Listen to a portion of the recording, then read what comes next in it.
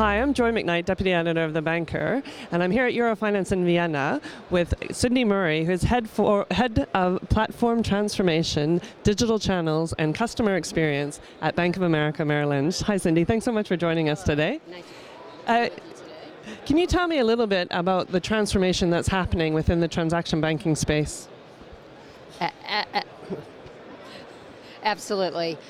There's a lot going on, as you know. Technology is rapidly changing. In terms of transformation, there are things such as real-time payments.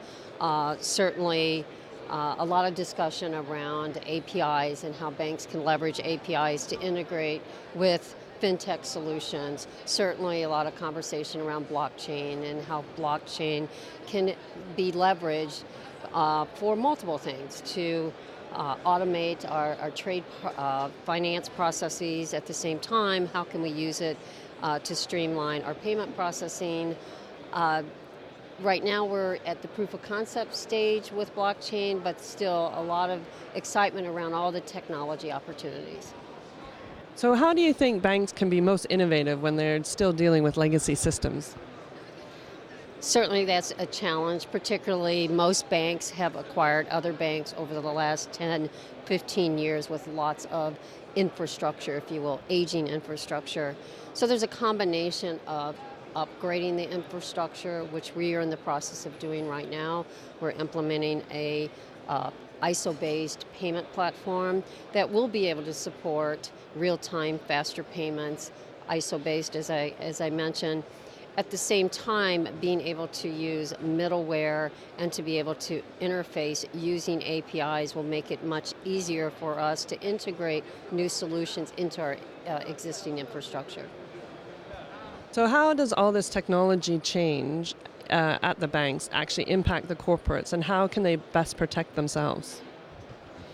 Well, that's certainly a good question, and we try to protect our clients to make sure that when we're changing our infrastructure, for example, building in, rolling out new systems, that we protect our clients so that they don't have to make changes to their infrastructure. It's very costly for our clients to change their ERP platforms, to change formats, if you will, the files that they send us.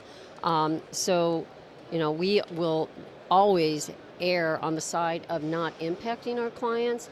We will certainly introduce new solutions, but with the existing flows that they have with the banks, I think every bank is working hard to make sure that it's seamless and that we have open infrastructure that protects the clients from having to make major changes. And how do you think the banks can actually get the most out of this expanding financial services ecosystem? Well, there's several ways. One is we can expand our geographic footprint and offer more solutions to our clients by leveraging additional solutions that can be offered through partnerships, that also can be offered through our own investments or even through us building our capabilities. But I do think the partnerships will be critical. As I said, we are spending lots of our dollars and sweat equity on replacing legacy systems. At the same time, we're responding to the regulatory challenges and the investments that are necessary to keep up with the regulatory challenges. The partnerships will be critical to introduce new capabilities, integrating into our existing solutions. And the technology now gives us that capability to really create what I would call full end-to-end integrated solutions. Excellent. Thank you so much for joining us today. You're welcome. Thank you.